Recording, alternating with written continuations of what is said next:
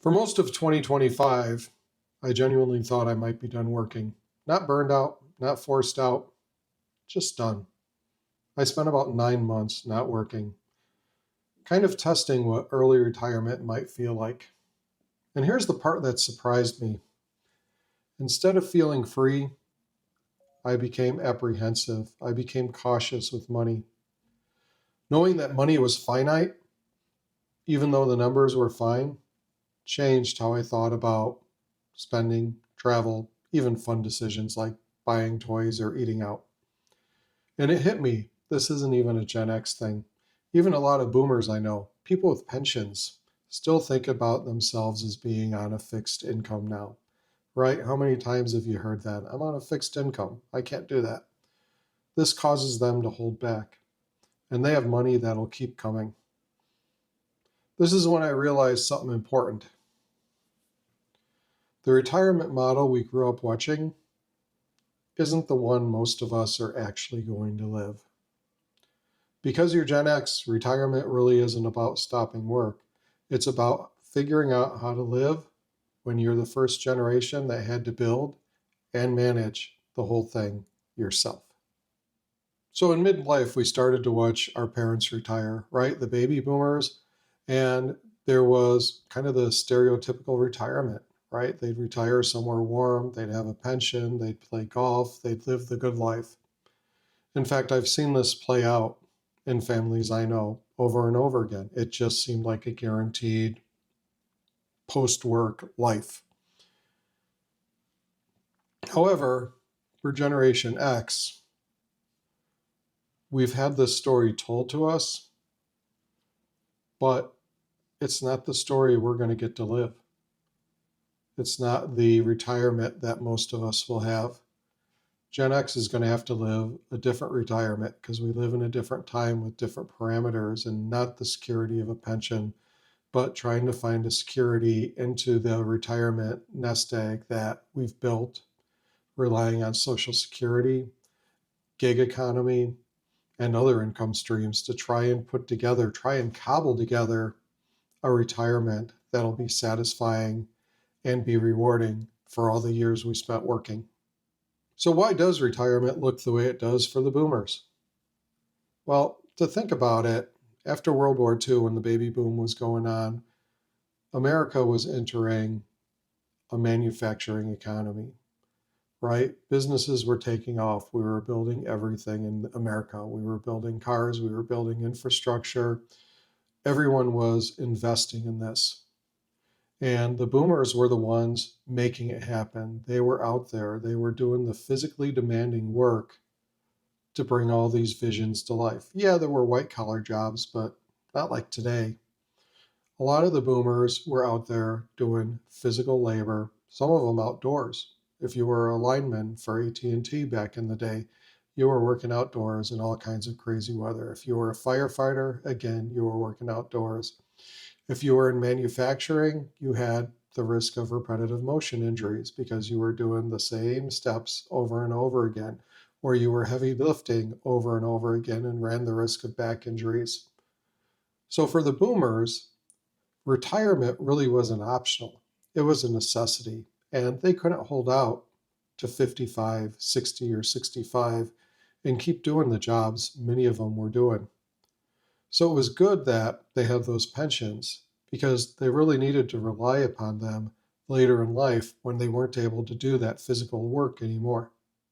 Getting back to Gen X, we were never taught about retirement, about the vision, about savings, about how we were going to make it happen.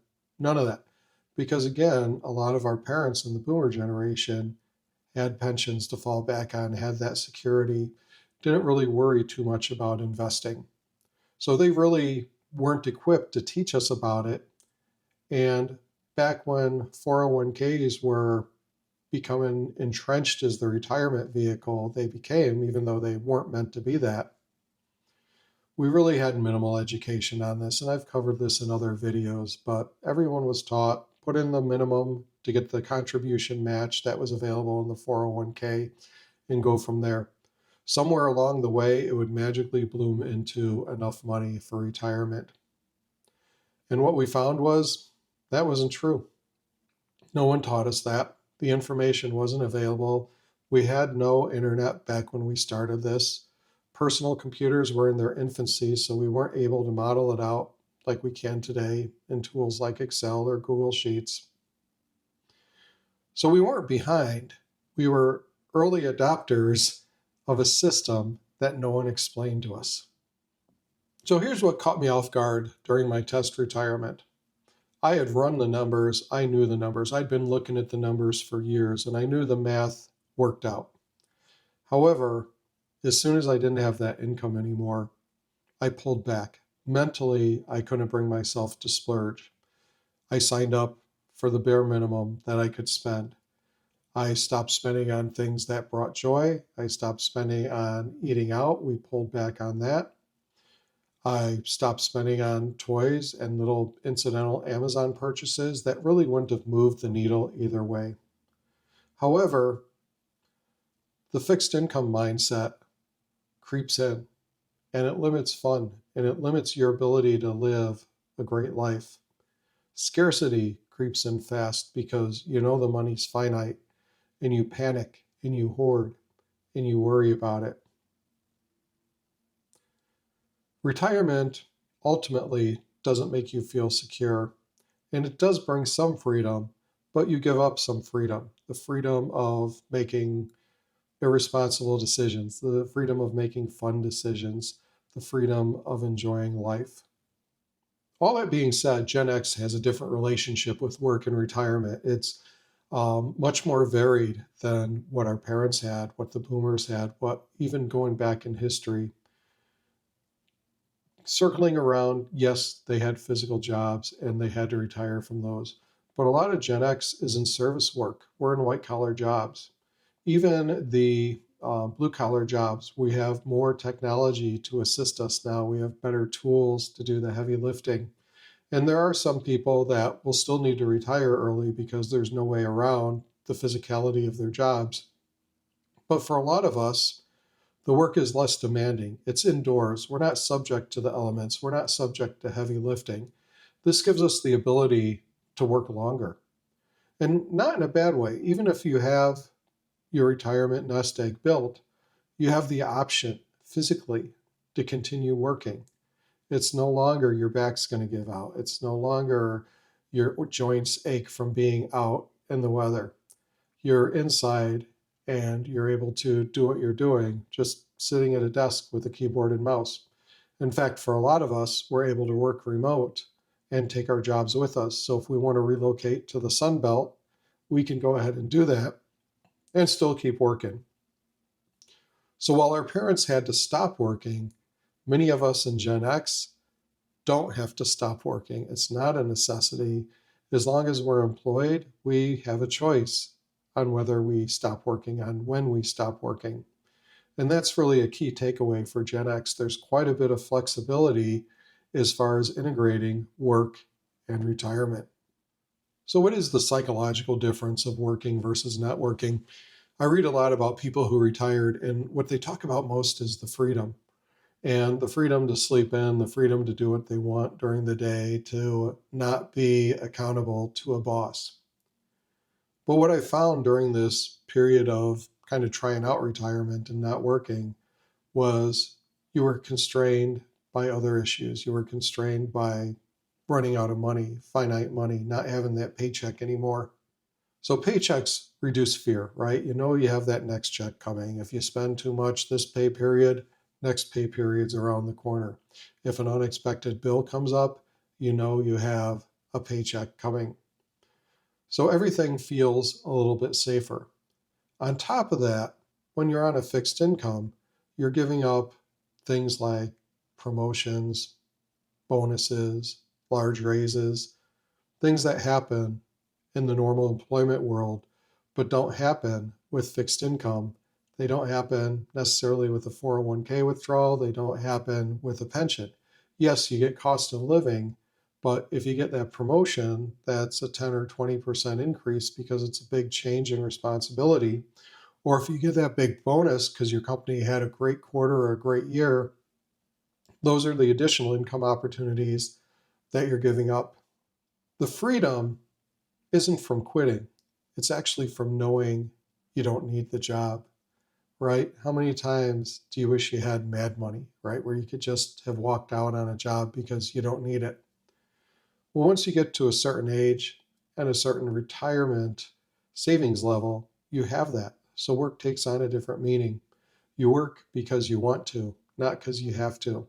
And that alleviates some stress, and it actually allows you to have more fun with work and more fun enjoying life because you have that income while you're working.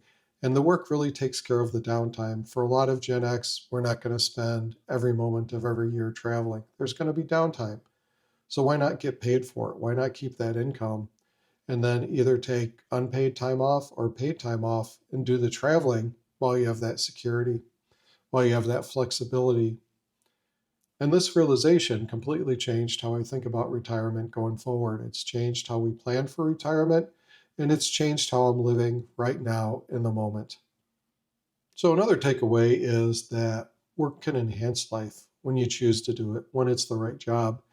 I recently went back to work and I took a job doing what I love, doing the activities that I'm wired for, that appeal to me, that are exciting. And this is the kind of choice you can make once you've already built your retirement and you have that flexibility. If you're saving toward retirement and you're getting close, again, you'll get there. You'll have this opportunity. The trick is to be intentional about it and be purposeful. At this stage, work provides a way to fill the days so that they're not wasted. So I don't feel like I'm just sitting around waiting for time to pass me by. This gives me the opportunity to invest in things that are fun, invest in trips we want to take, invest in activities I want to do, invest in stuff we want to buy. So it's really a transitional time of life where, yes, you're still working, but now you're really starting to live life. You're not encumbered by the stress of work. You're freed by the income stream work is giving you. So at this stage, work doesn't drain me. It actually gives me momentum and purpose and life. So it's not a failure that our retirement most likely isn't going to look like our parents' retirement.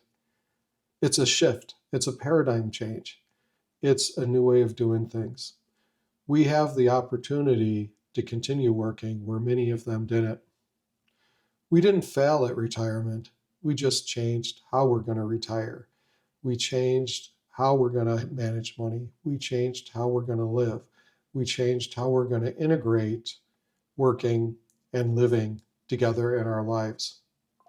So, retirement for Gen X may not be about stopping, it may actually be about choosing the work you want to do, choosing the trips you want to take, choosing the activities that bring you joy and happiness.